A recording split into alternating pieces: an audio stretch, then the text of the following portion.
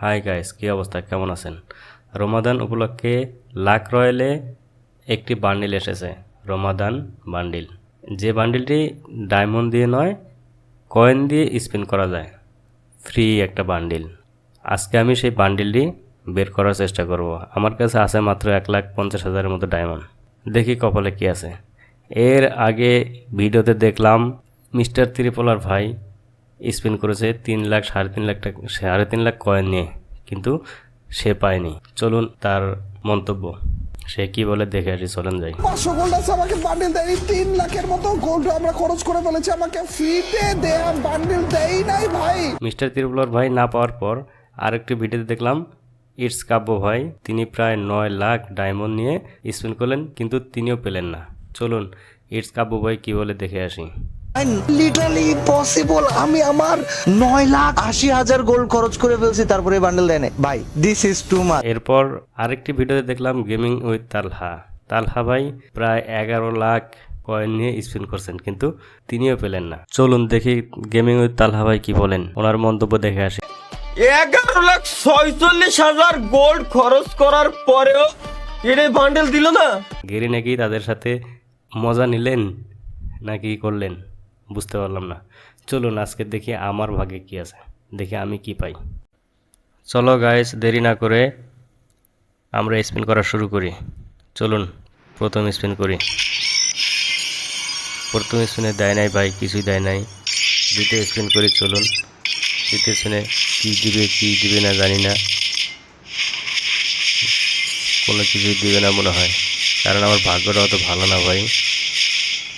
ছোটোবেলা থেকেই আমার ভাগ্যটাই খারাপ, কোনো যা চাইছি তা কখনোই পাই নাই, কিন্তু যেটা চাই নাই সেটা পাইছি। বরঞ্চ যেটা পাইছি সেটা আল্লাহর মধ্যে ভালোই পাইছি, খারাপ পাই নাই। তবু দেখি দ্বিতীয় স্পিনে কোনো কিছু পাইলাম না। চলুন তৃতীয় স্পিনে যাই। তৃতীয় স্পিনে কি আসবে কিনা জানি না। কংগ্রেচুলেশন লেখা ওঠ ভাই। ও মাই গড, কংগ্রেচুলেশন। এটা গ্রেনেডের স্কিন দিছে ভাই। আমি ভাবলাম বান্ডেলের স্পিন দিছে, বান্ডেলের স্পিনটা দিলে কত খুশি হইতাম ভাই, কারণ সবার রেকর্ডটা ভেঙে যেত। মিস্টার ত্রিপলার ভাই, ইটস কাবু ভাই, গেমিং উইথ তালা ভাই, সবার রেকর্ডটা ভেঙে যেত। তারপরে সারা বাংলাদেশে বা অথবা বাংলাদেশ সার্ভারের মধ্যে সর্বনিম্ন কয়েন আমি পাইতাম। দেয় নাই ভাই, কিচ্ছু দিচ্ছে না। গেরিনা আমার সাথেও মনে হয় মজা নিচ্ছে, মজা নেবে মনে হয়, বোঝা যাইতেছে।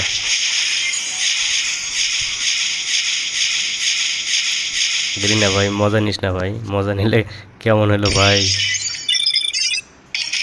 না পাইলেও দুঃখ নাই, কারণ যেখানে সবাই 11 লাখ, 9 লাখ, 3.5 লাখ কয়েনটা পায় নাই, সেখানে আমি 1.5 লাখ কয়েনটা পাবো। ও মাই গড, ও মাই গড, সবশেষে আমি বান্ডেলটা পেয়ে গেছি ভাই।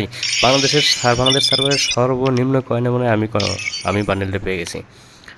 Thanks for Garena, thanks for Garena, পেয়ে গেছি ভাই। চলো পরের স্পিনগুলো করতে থাকি, দেখি গুললের স্ক্রিনটা পাই কিনা। গুললের স্ক্রিনটা পাইলে এই রমাদান বান্ডিলের সবগুলো বান্ডিলই পেয়ে যাব। দে ভাই দে, দিচ্ছে না ভাইয়া। আমার কপালটা বেশি ভালো না, তোমরা তো জানোই।